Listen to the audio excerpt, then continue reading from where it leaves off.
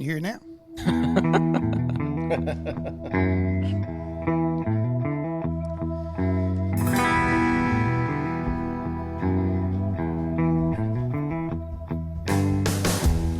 Welcome to Bourbon and Badges, the podcast. Rodinator here, along with the Dopey Dog, Slow Ride, and Hound Dog. What's up? This is episode 3 of Serial Killer series, and I'm up to bat with a guy named Gregory Green, the Michigan murderer. But before we start all that, guys, how we doing? Doing good. Man, life is good here in the mountains, guys. Mountain life good? Yeah. Okay. Heat wave, 84 degrees today. Shit, ain't shit. It's 97 here. You know, it's warmer there, Rod, than it is here at the coast. Is it really? It's like 91 today. They said triple digits for us next week, and that's in Gastonia, Charlotte. Wow. Yeah. That is crazy, man. What about you, dog, in Alabama? What's going on over there? It's 86 now. Just had a brief thunderstorm. That's not but bad. Yeah. We're getting ready to roll, so it's going to be in the 90s about every day for the next 7 days. You know what they call that? It Summer. hadn't been that hot here so There's a far. new term for it. It's called summer. Yeah. Yeah, they call Last it year, I triple think we digits went hell. 30. Last summer we went Yeah, 30 hell. days straight in the 90s. It's just hotter than hell out there is all it is. It's harder than hell. It gets Anyway. warm every time this time of year. I can't figure it I out. can't figure it out. Hey, guys, but let me tell you, like in the mountains, But it's hotter in Iran. altitude counts. Top shelf. Oh, there you go. Top floor. Top floor. Top floor. Top floor. I'm sorry. I call it top shelf. When I picked it up on the lay, I called it top shelf. That's not a not little a top bullet shelf. action. Little bullet for a Rodinator. I got Little 1792 ride going on. sweet wheat. Sweet wheat. I think Hound Dog and I just swapped. I think we just swapped, Reg. Yeah, I think so. Well, mine is the sweet wheat this time, not the regular 1792. Give me a little pour. Give me a little pour button, slow. So, Angie went to Nashville, so she was able to pick up a ball in Tennessee. That's what I'm talking about. Yep. Sweet. We talked about that. Only comes out once a year, right? Once a year. Yes, sir. And Sweet I had Reeds a. sounds like a Go ahead and say it. You can say it. sounds like a porn. That's what I Yeah, thought you were Sweet going to say. So, Representing. Hey, nice.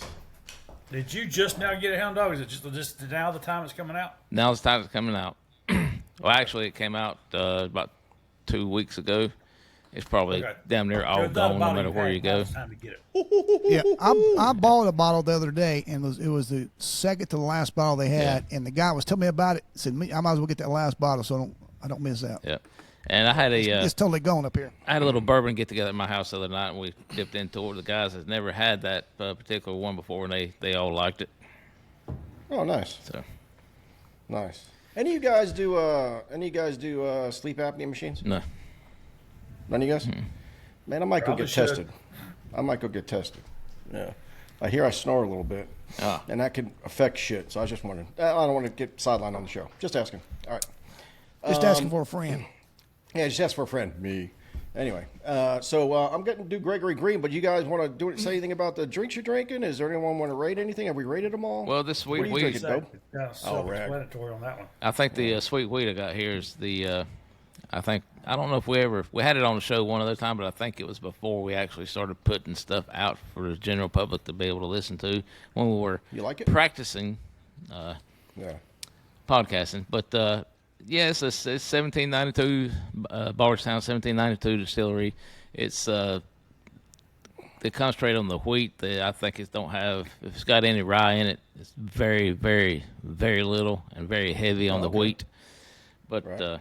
man, it's good. Like like we said, it was a Good. little bit ago. It comes out once a year. Price point is about $50, and it is 91.2 proof. All right. Now, is it still Episode- classified as a bourbon or is it a whiskey? It's Kentucky straight bourbon, believe it or not. Okay. It's got to be at least Season 51% one. corn. Season 1, Episode 3, November 9th, 2020. We had 1792 sweet wheat, and we rated as a overall 6.8, not a daily drinker. Oh, damn, okay. Missed by 0.2? Yeah, man, we talked about elections, past careers, and Yarn Boy story. Oh, hell. Who were the people on the Cat podcast back then? It was it Buck, you, and Buck, Hound Dog, and myself. Yeah. Okay, you three. Okay. I give this Yeah, a man. 9. But that's kind of obvious. Yeah. Oh, yeah, Igor has good stuff. Okay. Yeah, man. All right, cool. Well, you guys want to jump into this? Yeah, man, shit, let's or hear what? about Yeah, man. Gregory Scare Green. me, man. All right, That's so why I won't do it before it got dark. I get scared. Go ahead. there you go. Well, these Your serial killers bird, we all the talk duck will about. protect you. Yeah. We always talk about how, in order to be a serial killer, there's like a definition. One of the things in the definition is they stalk and hunt their prey. For instance, if you were Jeffrey Dahmer, you were looking for black or brown young men at gay bars and stuff, and then you would take them home and drug them, and that's how you stalked. You stalked your guy that you were going to get and kill and all that shit and eat, in his case. Just like a rapist would or something. Not he can kill people, but he has his type, right? He goes after what he wants. Well, serial killers usually have the same with Ted Bundy, right? College chicks, right? And Slow, you're about to talk about somebody next week who was a clown that liked to do kids, right? Your guy Gacy, right? Yeah. Yeah. So anyway, this is a little different. So technically, he wouldn't fall into the serial killer because he killed loved ones, people who were related to him, or he married, or his kids. And I just thought that was a strange little twist. Still killed close to 11, 12 people, but I just thought that would be something interesting to talk about. Yeah. So this guy's name is Gregory Green. He's from Michigan. All intents and purposes, his childhood looks as normal can be, as any of us probably had. He was born in '66, back in December of 1966 in Detroit, Michigan. He was raised in a religious family. Through specific details about his childhood are kind of sparse, sources indicate relatively normal upbringing. So he wasn't pulling wings off of flies or killing cats or burning them or something. And there was no documented signs of trauma or criminal behavior in his early years. So he had a clean childhood. According to all medical records and criminal, there's nothing going on with this guy. As far as, is that a picture? Yeah, that'd be good. Thank you, sir. There he is. Yep. So no red flags. No red flags. Behavioral issues. Are there any? Just to be quite clear, no clear record exists of juvenile delinquency or significant behavioral problems during childhood. But later psychological evaluations suggest underlying issues of self-control and anger management that may have developed later over time after he grew up. But he wasn't showing Sounds like his those. podcast. Yeah, it sounds like me policing. I started out a fresh-faced rookie. Yeah, let's go rent some tickets, and then I end up like, some motherfuckers, You think? So, yeah, kill them all, So anyway, behavioral issues might have come later on. He might have developed over time, which is, life experiences can make you an angry person, as we all know. Right. Hello. Yep. So anyway, his education, early adulthood. Little's known about his career and his education, but by his 20s, he had entered into a relationship with a lady named Tanya Clayton, suggesting a transition to adult life centered around forming a family. So his whole mindset was he was kind of like a drifter, like a loner, didn't really have it. But when he keyed in on this female, he took the path of a family man. So he went straight into a family man and having a wife and getting married. So in 1991, it was his first marriage, and it was to Tanya Clayton. Mm-hmm. By 1991, Green married Clayton, who had 2 young children from a previous relationship. So he's got a family, an instant family, right? He just married into it. And he takes the role of the dad, and they're doing fine. Tanya became pregnant with Green's first child, and the couple appeared to be building a happy family. However, the marriage started to deteriorate over time due to Green's increasingly controlling and violent behavior. So here comes this side that wasn't visible as a child, but now as an adult, he's starting to have some control issues, and I can see it. It's that type of guy that wants to know everywhere she's going, who you're with, who you're talking to. Mm-hmm. If there was phones involved, let me look at your phone. He's snooping. That's what's going on. Well, on July 14th, 1991 in Detroit, Green stabbed Tanya, who was 6 months pregnant, 10 times in the neck, cheek, chest, and back with a steak knife. Wow. Why? We don't know. But again, his child was in her belly when he did that. The attack occurred in their home, and it killed both Tanya and their unborn child. what makes it even worse, and again, if you have anger, there's levels of anger issues, right, guys? Mm-hmm. There's people who yell and scream and rant, and that might be me, right? I'm around the right people. Other people punch holes in walls or whatever, right? And then other people start assaulting, right? Well, this guy went from nothing, to that vicious attack on his first wife, killing her and his child. Wow. Like that. Like now, what state is he in? Detroit, Michigan. Now, does that count as a double homicide? That I did back then. I'm not sure, but I think it comes up in this thing. I think they do charge him with double homicide, but there's even more to come. So hang on a second.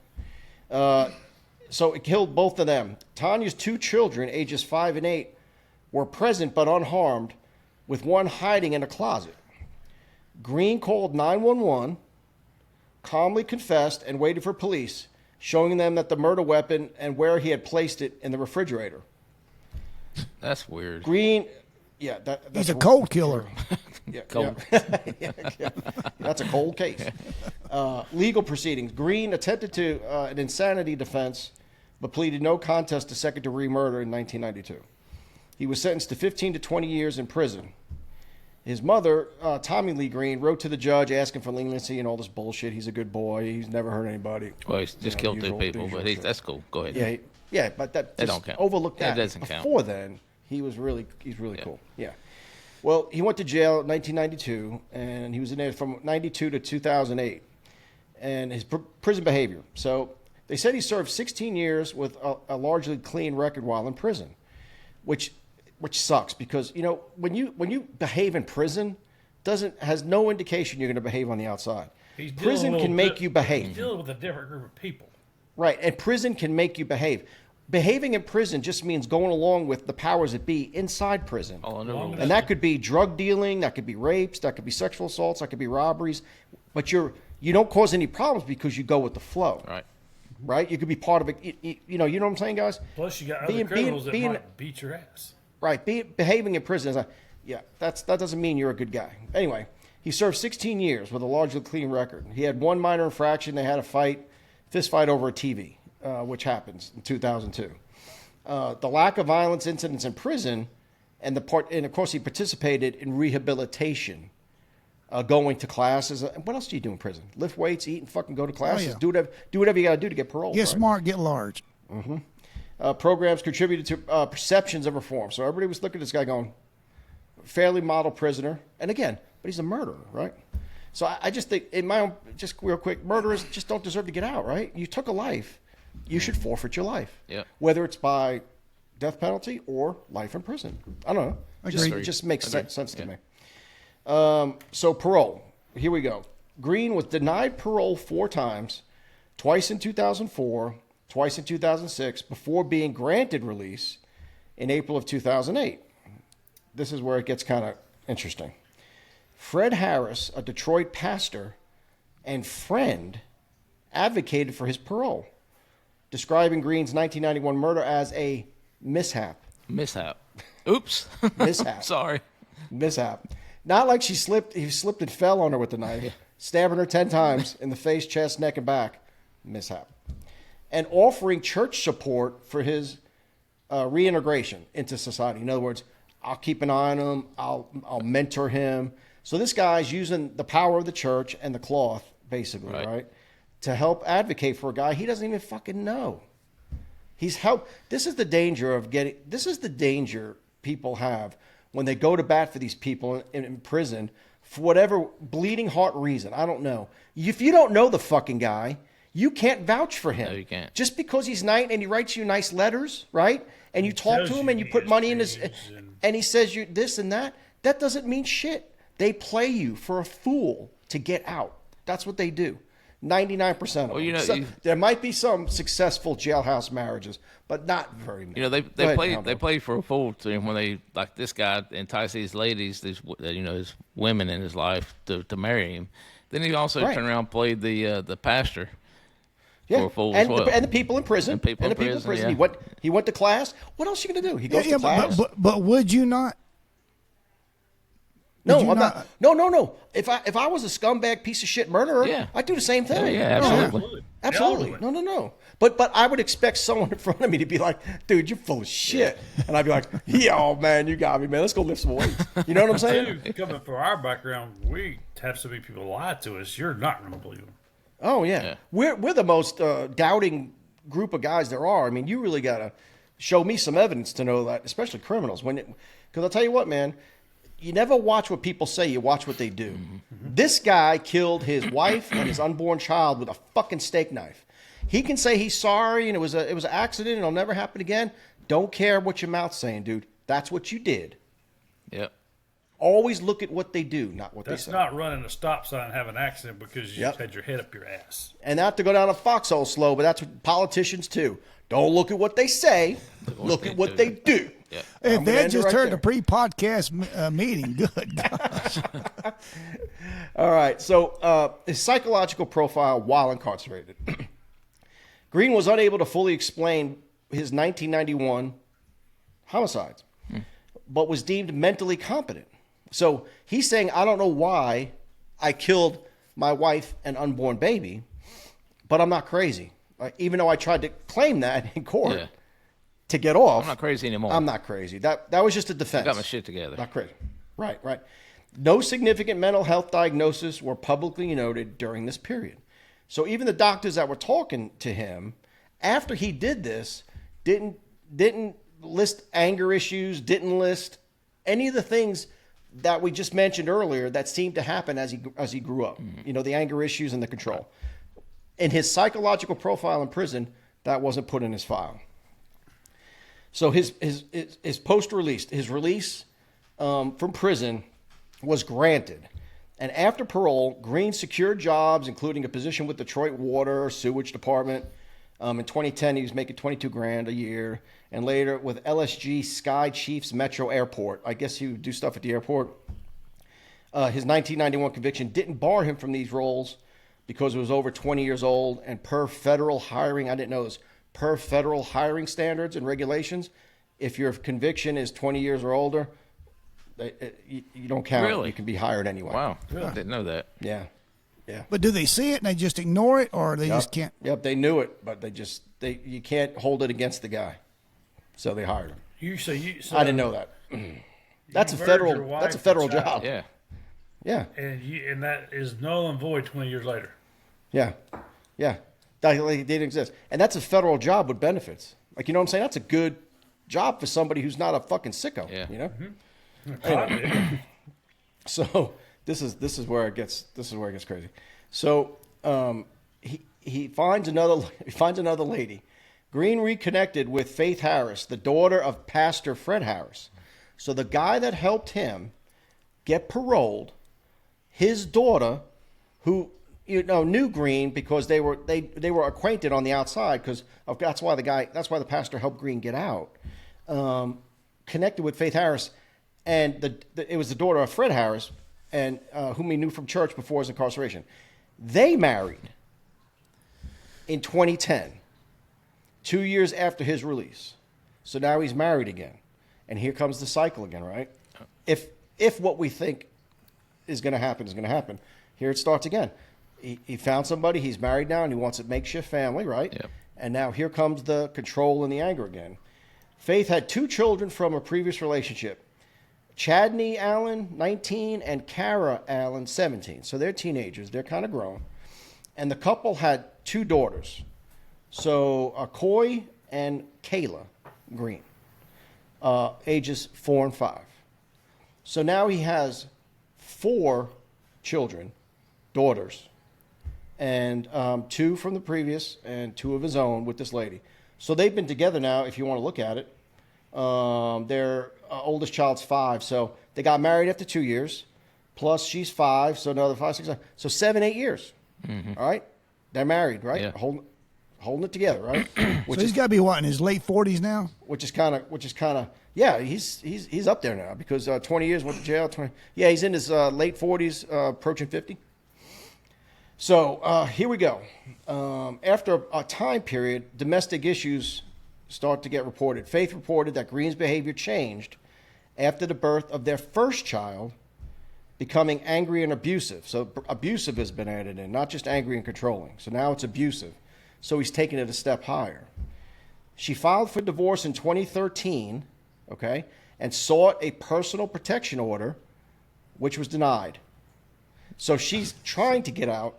Why was They can't use his prior history? Yeah, well, think about it. This is the courts, brother. Think about this. She is married to a guy, and he's starting to become abusive. She knows he killed his first wife with a fucking steak knife back in the day. Yeah. So she's trying what she can. She's probably thinking, oh, shit, he hasn't changed, right? So I got to get myself out of here. And guess what? How scared she must be for her children. Mm-hmm. Oh, yeah. Right? Yeah. Not only the two previous, because he's not even their father, right? Anyway, and he killed his own baby back in the day. So this lady's probably, shit, what the fuck? She had an oh shit, I don't know when it was, but she had an oh shit moment. Okay. And what the fuck have I done? So did you find out why the separation stuff was denied? They didn't say it just wasn't granted. Green's controlling tendencies and suspicions of. I mean, they just said the court just denied the protection order, which was denied. I don't know. I wonder if it was because she didn't follow up on it, or he did. Oh, baby, honey, come Yeah, on. how many times that actually happened? Yeah. You're exactly right, Aaron. Right. Though. Or like, did she when she said abusive? Was he actually? Did she have signs of injury? Like, you know how we do. Was there? I mean, I don't know. Yeah. You know, they could have known what he did, and they didn't want to put it on him because it might have hurt his parole. Yeah. I don't know. You know how that could be. You know, judge like, How many years well, if we did he put this serve on the first one, Rod? 16. So you kill your wife and pregnant baby, and you only go to prison for 16 years. He got, with the help of the pastor, this lady's dad. Wait till you hear this shit. So Green's controlling tendencies and suspicions of infidelity escalated tensions. So Green's, again, you know, guys who are controlling with their wives and stuff always are thinking they're fucking somebody else, right? Mm-hmm. I mean, that's just how it is. Who's that guy? Dude, he's the guy. He's the mailman. Like, what's he doing at the door? Delivering mail. You know what I'm saying? But they just don't hear it, right? So here comes September of 2016. Here comes some other bad stuff that's going on. On September 21st, 2016, in Michigan, this time in Dearborn, I guess where they live, Green committed a horrific series of murders. He bound Faith with duct tape and zip ties in their basement, his wife. Okay. Slashed her face with a box cutter and shot her in the foot. He then shot Faith's children, Chadney and Kara, execution style in front of her while she watched. So she's in the basement in a chair, taped up, cut her, shot her, brought the kids down and shot them each in the head right in front of her and just laid them down, just killed them right in front of her. Damn. Green killed his daughters, Coy and Kayla, by carbon monoxide poisoning them, leaving them in the car with the engine running. The old hose pipe in the tailpipe thing. Mm-hmm. Okay. So he killed all 4 children. Plus the pregnant wife and her kid. Nope, the wife. Yeah, plus the pregnant was right. They have 5 kids. And now his wife's sitting in a chair with a hole in her foot and slashed face, and all 4 children right in front of her. How? Jesus Christ! And in 1991, he called 911. After he did it, confessed and waited for police on the porch. Okay. That to me is crazy. Yeah. You know what I mean? It's almost like he did what he did, and after he was done, he called the police and turned himself in. So he did that the second time as well. That's wild. Yeah, second time as well. He did 16 years. Yeah. You think he wouldn't want to go back, right? He would try to just get in the car and leave, Yeah. or nope. That's weird in itself. So he's in prison for killing his wife and child. Mm-hmm. The pastor helps him get out, and he asks for his daughter's hand in marriage. Right. And the pastor knows, well, I know you killed your wife and child, but you know what? Right. It's cool. You can marry my daughter. Religious guys, forgive and forget. You know, just we'll give you another chance, So brother. did he end up killing the second wife too? Not this guy. You jumping ahead. Hang on a second, Big Daddy. You ready? So and that's the weird part. He did not. He didn't kill a second wife. No. So hang on. Let me go to motive here. Prosecutors suggested that the murders stemmed from domestic violence, with Green's actions premeditated. He purchased supplies from Home Depot, duct tape, knife, so forth. Home Depot does have good supplies. They do, you know. I bounce back between Home Depot and Lowe's, but you know what I'm saying. Yeah. Faith's desire for divorce, and Green's belief she was cheating were the reasons as the triggers, is what they think. She's trying to leave him. He thinks she's trying to leave him for another guy. Yeah. Meanwhile, she's just trying to leave him because he's fucking psycho. He's getting crazy. He's starting to amp up. Psycho killer. Right. Okay, here you go, Dobie. Faith's survival. Faith survived, suffering physical and psychological trauma, including memory loss, migraines, and nightmares. She later described Green as a con artist, monster, and a devil in disguise. So he let her live. And they're speculating on why he let her live, but I think he let her live so she can live in anguish, seeing her children shot in the head right in front of her, and the other two children killed. She's living with that. Mm-hmm. She's got to live with the decision. She married a monster, and as a result, 4 kids are dead. Wow. But you know that she knew that going in. I know. Yeah. Dude. I wonder what kind of psychological thing that they would come up with her. Why, if she knew that this going in, that he's already killed one wife and one unborn child, why in the hell would you do it again? Yeah, I get it. But I have daughters, right? So like if they say, like if I'm all on board, hey, he's good. I think he's reformed. He's a good guy. I don't think there's a problem. Dad, I don't know. Sweetheart, I promise you, I've talked to him, I've counseled him, I've mentored him. I think he's good to go. And then as she's married to him for a few years and everything's going fine, right? They get comfortable, and then there's a switch flip. Whatever that trigger is. I'm here to tell you that if I'm over at your house, Rodinator, and we're drinking, you decide to beat the crap out of me. 2 weeks later, you call me up, ask me to come over and drink. I'm going to tell you, hell no, I'm not coming. True. I tell you, I counsel you and tell you it's okay. And I am drinking, so stay clear, motherfucker. Yeah, Double D's going to be my counselor, though. Yeah, there you go. Go back over there. All right. Let me move on, guys. Legal consequences and sentencing. So in 2017, he goes to trial. Green was ruled mentally competent to stand trial. That's a good thing because, he could have tried the insanity thing, but he swore to God up and down he was competent in jail. So I don't think that would have flew this time around. So that fucked him, right? On February 15th, 2017, he pleaded guilty to 4 counts. Again, pleaded guilty to 4 counts of second-degree murder, torture, assault with intent to do great bodily harm, and felony firearm. A plea deal dismissed other charges, unlawful imprisonment and shit like that, the minor ones. So he was sentenced on March 1st, 2017. Wayne County Circuit Judge Dana Hathaway sentenced Green to 45 to 100 years for the murders, plus 2 years for the firearm charge to be served consecutively. He will be 97 before he's parole eligible. Effectively, he's got a life sentence. Yeah, he'll die in there. That's a good thing. Yeah. But it's so sad that 4 fucking kids had to die. 5. To know that he shouldn't have been let out. 5 kids. I'm saying after they knew the first 2, right? He's in jail. They got him, but they let him go. Yeah. And now 4 more get killed. Yeah, had he stayed imprisoned, none of this would have happened. You agree? Yeah. That's kind of like the Williams guy. I mean, he got convicted of 2. We know he killed a shitload more. But and he's up for parole. I don't know if this guy likes being in prison because he had some stroke, as they say, in prison. I don't know.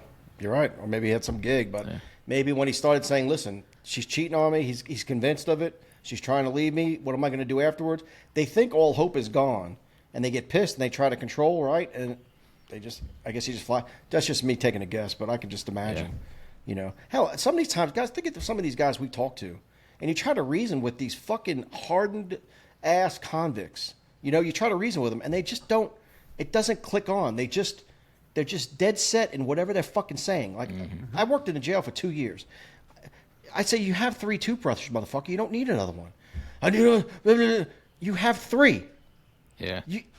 Look at me. You have 3. I need another toothbrush. And he throws a fucking shit fit, like, over nothing. It's something upstairs. Yeah. I don't know what it is. Is it a control thing? Is it a missing a fucking chromosome? I don't fucking know. But that guy should have never been out of prison. And here we go, public reaction after all this happened, because they're in the same community basically. Mm-hmm. This has been going on. This guy's been killed or incarcerated or killed again in this community now for 20 years, 25 years. Public reaction. Faith's father, Fred Harris, faced a bunch of criticism, no shit, for his role in Green's parole and marriage to his daughter.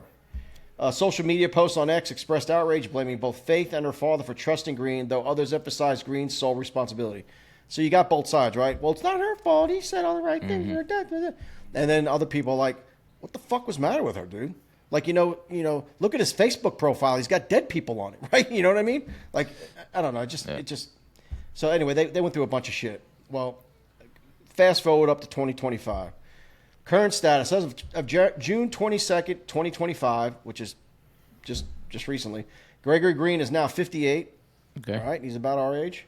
Is incarcerated in Michigan State Prison, likely serving a sentence at a facility such as the McCobe Correctional Facility, though exact location details are unavailable. I thought that was weird, where they didn't exactly know where he was doing his time. Wonder why? Isn't that kinda strange? Or wouldn't say. Yeah. Or they just wouldn't be specific. Let me read that again. He's likely serving his sentence at a facility such as the McCobe Correctional Facility, though exact location details are unavailable. He remains ineligible for parole until at least 2064.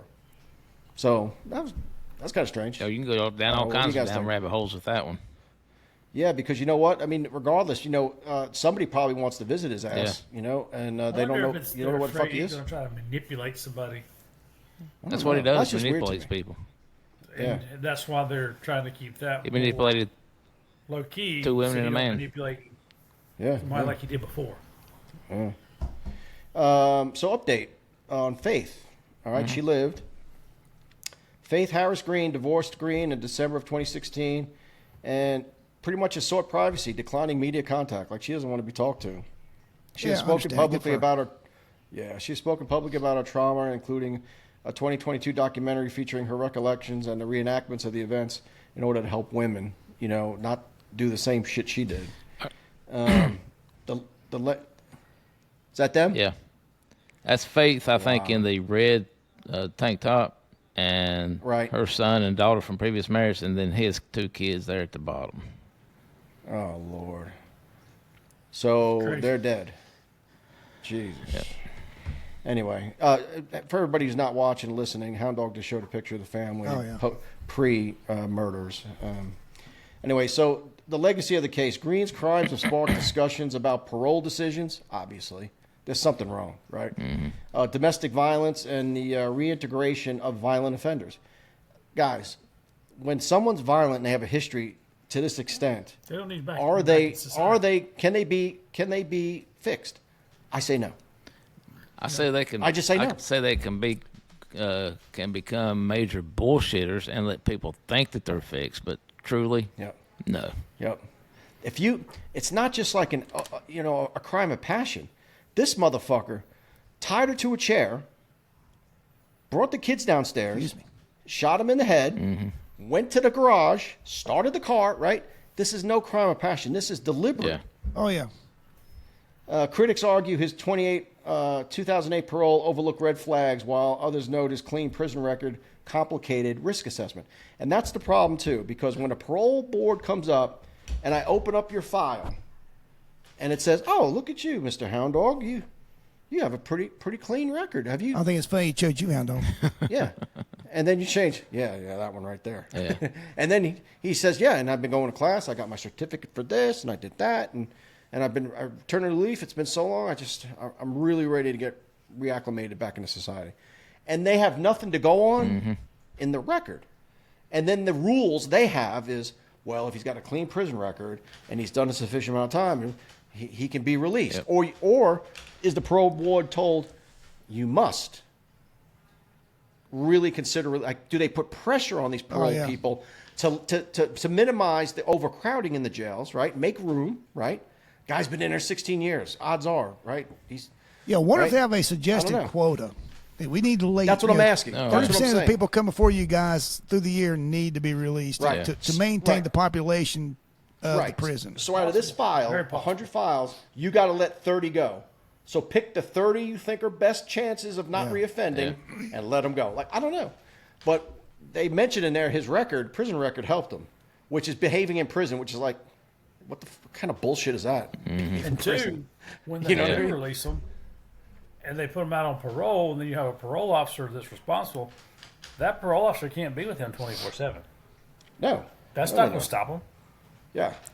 They're truly going Yeah, to and in prison, he didn't have. It seemed like the triggers were the ladies in his life, and you have no ladies in your life in prison. You might be someone's lady, but you don't have any ladies in your life in prison, and those were the triggers for him.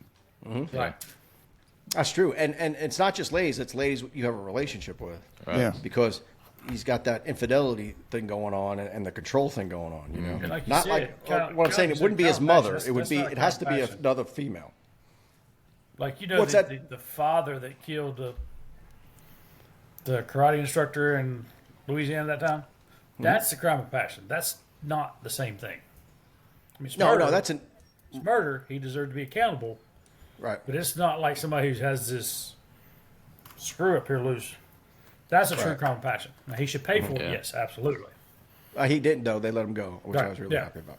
Well, I mean, Anyway, I thought it'd be fun. In that case, that's an anomaly. Yeah, thought it'd be fun, guys. 'Cause I did hear of females who do this kind of shit too, and like Gregory Green, there's some female serial killers who target loved ones that are rare but have left a chilling mark on history. So I pulled some of them up. Their motives, according to information I got, often differ from their male counterparts, frequently involving financial gain, control, or revenge. They tend to use subtle methods like poisoning. So they don't come up and shoot you, but they'll give you a nice bowl of soup. You know what I'm saying? Oh, let me fix you something to eat. Oh, sweetie, you're the So best you like wife that, ever. Knobs Creek, huh? Yeah, exactly. Oh, he likes the sweet maple, huh? Boop. Let me give you a little dose of something. But here's a few cases. Mary Ann Cotton, Britain's first known female serial killer, suspected of murdering up to 21 people, including 3 husbands, a lover, her mother, and 11 children. good grief. Holy cow. Was she in some type of job of control though, where she has control over these people? Her victim's sudden stomach fevers went unnoticed until a doctor's suspicion led her to her conviction for one murder, resulting in her execution by hanging. This was in 1873. They didn't fuck around. Oh no. Yeah, this was from 1832 to 1873. She was the first one, and they hung her. Convicted her of one murder, but hung her. But she's responsible Now, were for those 21. her kids or just other kids? 11 children, Wow. brother. I hope she didn't have 11 children. She was fucking pumping them out. You know? Well, back then it's a little different. Yeah. She had other problems. But anyway, another lady, Nanny Dose, from 1905 to 1965. This was America. Known as the Giggling Granny. Dose killed 11 relatives, including her 4 husbands, 2 children, her mother, and others using poison, often arsenic, between 1920 and the 1950. So she operated doing that shit for 30 years. Wow.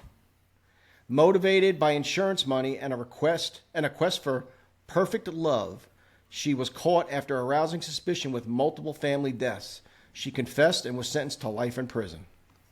I got another one. Judy Bonacero, 1943 to 1998, United States, dubbed a Black Widow. She poisoned her husband, James Goodyear, son Michael, and lover, Bobby Joe Morris, with arsenic in the 1970s and 80s, collecting over $100,000 in insurance. Yeah, I think there's a documentary about her. There Yes, is Black I think Widow. you're right.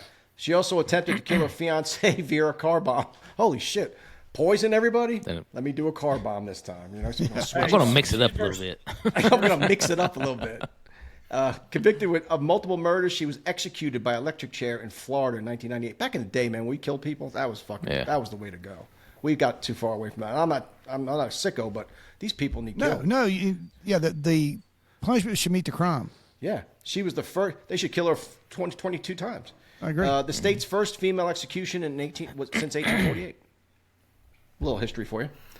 A couple more. You Yeah, guys man. good? Knock stuff out. Yeah, plenty of time. Roberta Elder, 1898 to 1954, United States. Seems like we got a lot of them here.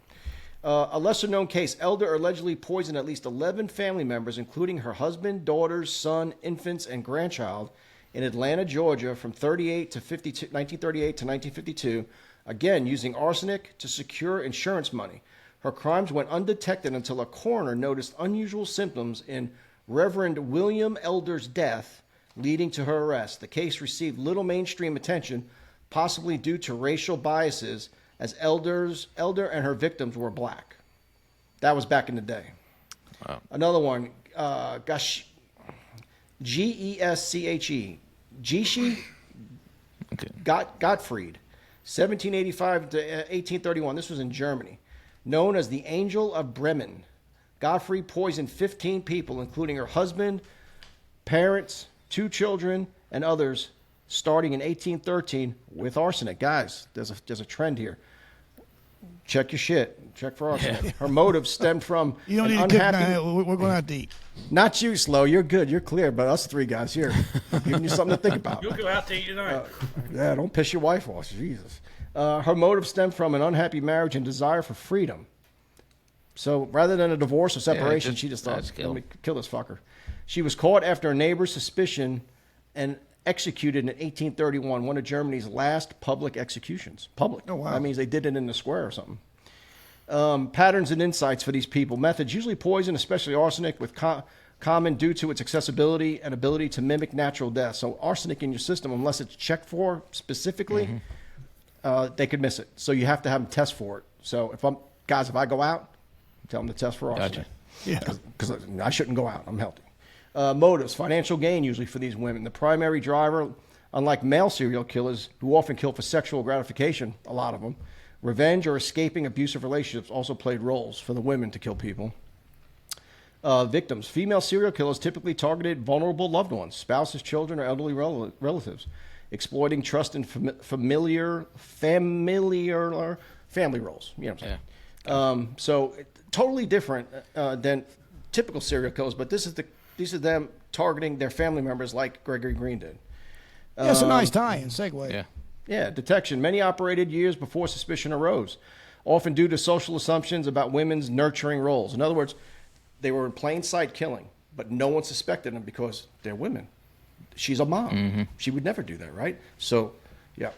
Improved forensics and insurance investigations eventually exposed them all.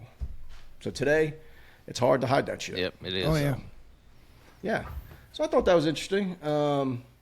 That serial killers mostly stalk their prey, but then you have this special class who I would still call serial killers because they kill multiple people, right? But they kill their loved ones, which I think is a different kind of sick. Yeah. Like to kill a stranger is not good, but somebody that you have an actual relationship with. Yeah. So in other words, right. So a stranger's nobody you have history with, but this person you do. She fed you, she clothed you, he clothed you and supported you, and all of a sudden you kill him. Yeah. So I thought it was a different kind of evil. Yep, I agree. So that's it, guys. Gregory Green, and a little main course was Gregory Green, but a little bit on the females who kind of do his kind of shit. Just to let you know, man, it's not a male-dominated sport. Killing. No, you're exactly right. Yeah. That's one way to females put it. Females will do it too, but. Yeah, so it makes me think. It seems too, like guys, the females kill you a little more slow. Yeah, and they're a little more clean. You know, they're kind of like, don't want to get their hands dirty. They just give you something to eat. Here you go. I love you. Eat this sandwich. Yeah, I eat this sandwich. Look what I made. You guys got any questions about any of that stuff? Because hey, honey, can you sign this insurance policy while you're eating that sandwich, please? Exactly right. Yeah. Hey, honey, I got insurance policies for us both. Yeah, I went on that Tubi and watched a lot. There's several little documentaries on Gregory Green on there, and it was pretty damn interesting. I tell you, Tubi's got it going on for it to be totally free. Yeah, they do. They do. There's one on there I hadn't watched yet. It's good to say Serial Killers of the Old West. I've seen it. It's really good. It's good. Yep. That's my next one. Yep. I want to watch that one. Yeah, you don't think about serial killers from the Old West like Billy the Kid killed allegedly 21 people. It's a serial killer. Yeah. Yeah. Well, exactly right. Yeah. But can you imagine back in the Old West how easy it is? You just pick up and go to the other town. Yeah. And think about, like we talked about it with the bodies. I forget when Hondo was talking about with his first killer. He would scoop out their insides and weight them down with rocks. You know, that was what connected all the bodies. Yep. But think about it. If it's just somebody who shoots somebody dead, how do you connect one shot guy from another shot guy when everybody's shooting everybody on the fucking trail? And you don't find the body for a week, and all of a sudden, like, oh, this guy's dead. Where do you start? Yeah. And there's no forensic science back then. We have horse tracks. Everybody's riding a fucking horse, you know? Correct. Yeah, so it's like, I don't know. It's just interesting, but it is. I was going to touch base. Word of mouth was how you'd have to get any kind of information. I guess. Yeah. Yeah, I guess. Or, back in the day, because I saw some Westerns where, like, they'll kill some guy, they'll take his horse, and someone will spot the horse with the brand, and they'll go, "Hey, why is he riding Hound Dog's horse?" Yeah. Cruel and unusual punishment. Back then, they'd hang you for stealing the horse. Equivalent of stealing the car today. Yeah. Oh yeah, they hang thieves. Yeah, they used to just put it on your ass. Like you said, it's just like stealing somebody's car. Yeah. But lastly, if you guys don't mind, I touch base on. You remember I had Henry Wallace? I mentioned that, you guys. I think I mentioned in a previous podcast. He's the guy who killed a bunch of women in Charlotte. Back in the day, and I was unfortunate or fortunate enough, whatever you want to call it, to take care of him a little bit when he was in jail because I was in Charlotte. I actually cleaned my first business, but when I got out of college was a cleaning service, and I cleaned apartments at the Sailboat Bay Apartments in Charlotte. Yeah, I've heard of those. Which used to be Fountain Square, and that's where he did a lot of his killing. Oh, really? Oh, wow. Really? Yeah. So not only did it was kind of weird. Not only did I clean apartments in the apartment complex where he murdered people. He didn't call you to have these apartments cleaned, did he? What's that? He didn't call you to have these apartments cleaned. No. And I don't think I ever cleaned his apartment because I never got any body parts or anything. Hey, Rod, you got anything to get up some blood? Yeah. So, but he worked at a Taco Bell and he would befriend women there. This was a serial killer, guys. What Taco Bell did he work at? I don't know which one. There's so many. I'm not sure which one he worked at. I think it was like South Boulevard or somewhere, South Tryon or something. It's probably somewhere. I didn't pull up the stats just because I kind of know stuff off the top of my head. But he would lure him back to his apartment and strangle and kill him. And his choice was black women. So he would, I think he got up to 11, 12, 13 kills. So he's literally a Charlotte serial killer. And he came to jail. I think he offended Hound Dog when you said black women. He went on. Up there he's back. Had a glitch. Yeah. He came to jail, and I noticed, and I mentioned this before, he came to jail. He's about a 6'2", 180-pound guy, and he came to jail, and he was, of course, in segregation because of what he did, because he was not a popular inmate because he killed black women, and there was a lot of connections to these women in the jails a lot of times, a cousin or this or that, right? Mm-hmm. So they had to keep him segregated. So they did. And he was on the floor where I worked admin segregation from time to time. Just like a normal dude. Now, is this cat black or white? What is he? Black. All right. Black. Henry Wallace is black, and all his victims were black. Yeah. I remember when that was going on. Yeah. He's just like a normal dude. You talk to him, usual shit. Hey, Farley, can I get an extra tray? I'm like, yeah, here. You know what I'm saying? Just regular shit. But I was literally looking at a guy who killed 12 or 13 people. What's that? Was that around 92, somewhere in there? It's in the 90s, yeah. I was in the jail. I was working in the jail from 93 to 95. I was living in Mecklenburg County at the time. Yeah. He came to jail around 93, 90, 95, 94, something like that. But I also think I mentioned to you guys, he knew he was going to be in for a rough time when he went away to Central Prison. So he started to eat and try to bulk up. Dude, he left the jail at like 340 pounds. Oh, wow. Muscle or fat? Fat as fuck. 340 pounds, like over 300 pounds, up from 180. Well, you shouldn't have given him that second tray. I was trying to kill him with cholesterol. He had some extra sandwiches. Yeah, he had a bunch of sandwiches. And then a little side story to that is he started to, when you're in that segregation, you can go to the nurse a lot. And he went to this one particular nurse a bunch of times. And you know how he lured these women, right, on the outside? Mm-hmm. Well, he hooked this nurse. Oh, hell. And she and she and him started having a little thing. And she actually was trying. There was a plot where she was trying to get him out, and she was caught before it happened. Oh, wow. But that happened as well. So he had hooked the nurse and to try to help him. Must be some charismatic fella. Yeah. 12 or 13 women back to his place, killed them all. And they think he killed one. He was in the Navy. 1 second, though. He was in the Navy, and there was a death there at the port or somewhere. Something has to do that connected it kind of to like, was it somebody from the American ship? He was on that ship, so they think his first kill might have been on the continent of Africa.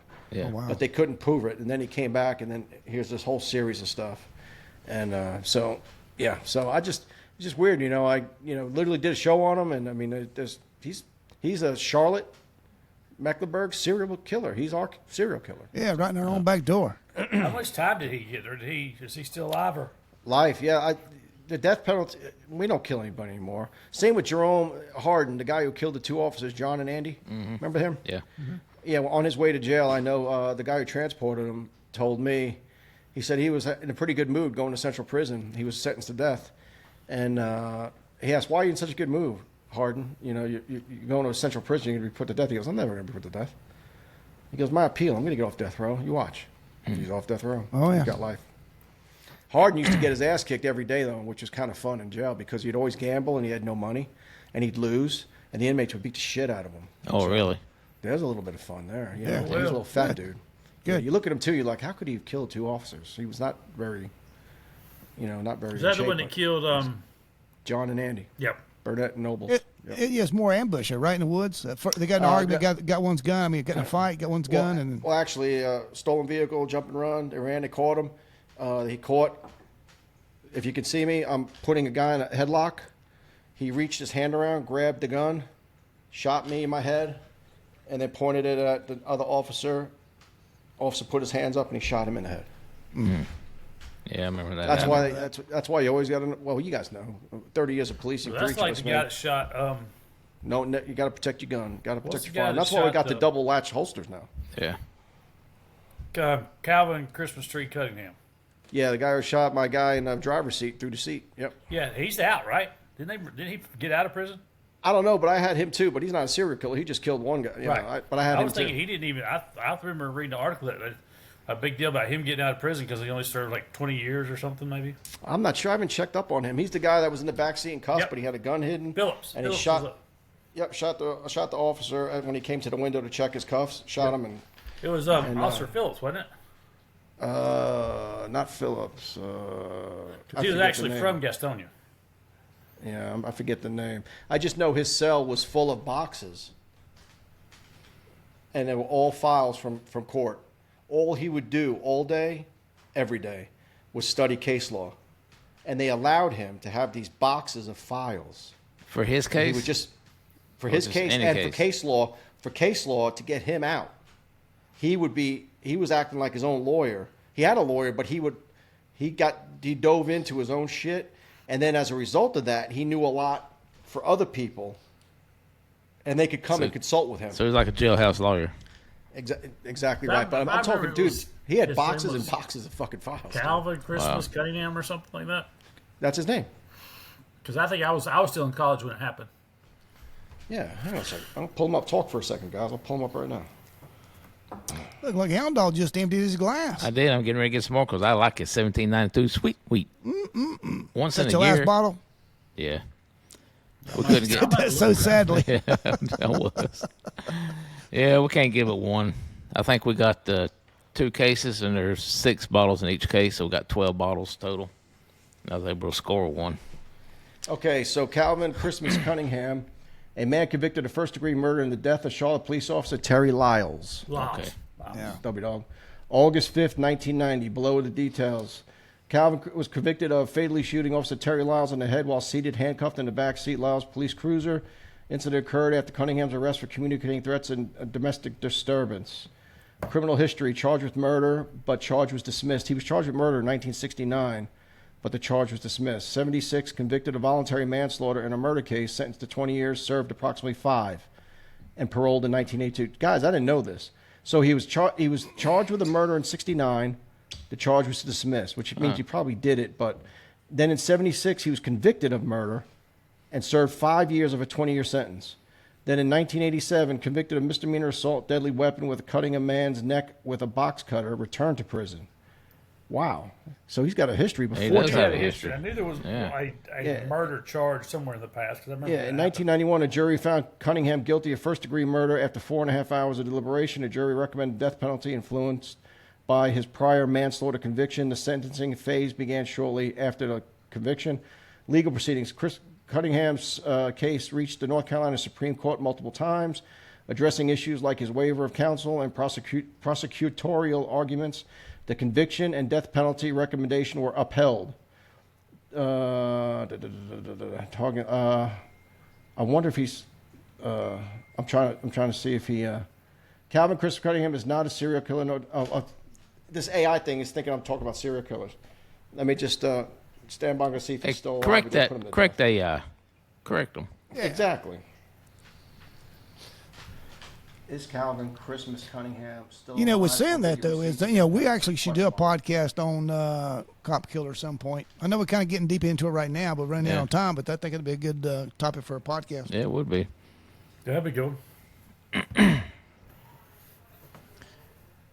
But not before John Wayne Gacy. The clown killer. Killer clown. Kid killer clown. Yeah, killer clown. It's not a killer. He didn't kill clowns. He didn't kill clowns. He was a killer. I watched one of the documentaries. That guy was pretty messed up. Yeah. The handcuff trick. Series 4, John Wayne Gacy. So they're saying here, initial appeals and errors, no confirmation of execution. There is no mention in the provided sources or other accessible records of Cunningham's execution being carried out. The North Carolina Adult Parole and Corrections lists individuals removed from death row since 1977, but does not include Cunningham in that data. Additionally, North Carolina has not executed anyone since 2006, and there have been ongoing moratoriums and legal challenges to the state's death penalty protocols. So I'm thinking he's still in jail and alive and not put to death yet. Because I don't think they'd release him because he got the death penalty, right? So I don't think they. Yeah, I don't think. Yeah, they can only convert that to life in prison, I think. Yeah. Guys, we are 56 minutes into our podcast. I think it's the time that we, anybody have any questions for the Rodinator on this topic for the night? Excellent job, by the way, brother. Did you guys like it? Did you guys like it? Yeah, I loved it, man. Good. I like it stuff. I'd never heard of that one before. Almost. Y'all three have done almost as good as I'm going to do next week. Dude, we just put a high fucking bar, bro. You got to come with it. You got to jump high. If not, you're not doing well as a producer. You're not doing too well. You're getting ready. Killing I'm going to be critters just like in your this. fucking I'm yard. going to be top floor, man. Altitude counts. Top shelf. There you go, that top shelf. I said top floor. I said it right this time. I actually read it before I said more it. like the bottom floor, mother. Yeah. Surprised it's not Knob Creek. Hey, I want to give a shout out, an early shout out. Can I do that? Yeah, man. Like It's that time of night. Yeah, so I want to shout out to our troops, guys. This, if everybody doesn't know, this podcast is being broadcast the day after our strike in Iran, and I want to give it up to the military. Holy shit, what a job! Those guys are top notch. We got the best in the world. Love my President Trump. Great job. He just saved the United States, Israel, and the world from Wait a a minute. nuclear. Why is he your president, not ours? Hey, he could be yours too, but you got to claim him. You can't be sitting there going, "Well, I like some of the things he does." If you do that shit, I'm fucking out of here. Do I sound like You're either in or out. You're either in or out. All right, I'm done. No halfway, baby. No halfway, None in of or this- out. None of this transgender Just like she said, shit go all the either. way in or don't come at all. For us or against us. Anyway, yeah, I'm glad no one got hurt, and we just made the world a safer place. So God I bless agree. the troops, If man. you God like it or bless our not, president. you still benefited from it. Hell yeah. And that goes to the people who hate him. He just saved us And a I lot tell of you, trouble. this was 90% of our pre-podcast meeting. It was. But this is 'Cause calm compared to that. I did mention how every president before him bombed countries and no one said shit. Obama bombed 7 and no one said anything. Trump just takes out a couple of nuclear sites and everybody's losing their mind. Yeah. Oh, yeah. Grow up. Well, what they Grow up. need is some top floor bourbon. Excellent I agree. pour. I'd rate this probably about a 7.5. Eagle. This ain't bad today. I'm Eagle getting kind Rare, of you hyped can get up. by that. Yeah, Bullet, man. Bullet. If you like rye, Bullet's good. I don't even really like rye, but it's going to do me fine today. Yeah. I do have a couple shout outs real quick. Go ahead, Dub. One just we kind of texted about this a little bit in the last couple weeks, but those guys and girls on the lines and the riots, they're having to pay for all this soft, pansy ass shit we've dealt with in the past, and they're having to pay for all of it. And they've got a fight on their hands on those lines because they're having to put up with stuff they shouldn't have to put up with. And it's because it's been allowed to go on. And the stuff they 2020, wouldn't put they- out those with people think if they can administration do it would allow them to normally. do their job. So they're having to pay for it. Number 2, shout out to y'all pretty much know him, but Travis Rettman with Caldwell Mountain Realtors. He used to be. I think he's been on the show. Travis. Yeah, I know. Yeah. So shout out to him. He's helping me with some stuff, but he does a great job. Just a good guy, former cop, listens to the show all the time. And if you're in real estate, you're looking for something, Travis is a good dude. He is. He sold my house in Gastonia before I moved to the beach. Yep, he's working on mine. He's a cop. He's honest. He's just a good guy, and he'll do you right. And he's got some groups that come in to help him, like if you got to do some touch up stuff. And one of them used to work. One of the guys that has a crew that does that for him used to work for us, but now he's working for HSI, I think, something like that. So he has a little crew. So he'll bring in people to help you that you can trust. Like he's done all the stuff for me, and I haven't hardly do anything. Being away from there, he's a good dude. All right, though, but don't you ever say anything else about me promoting Knob Creek. All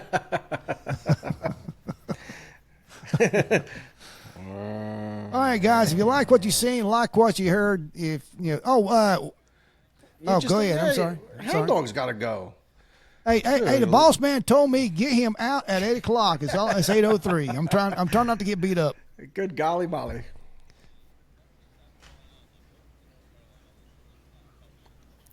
Yeah, that's right. You hear? You mean it's over? Well, shit.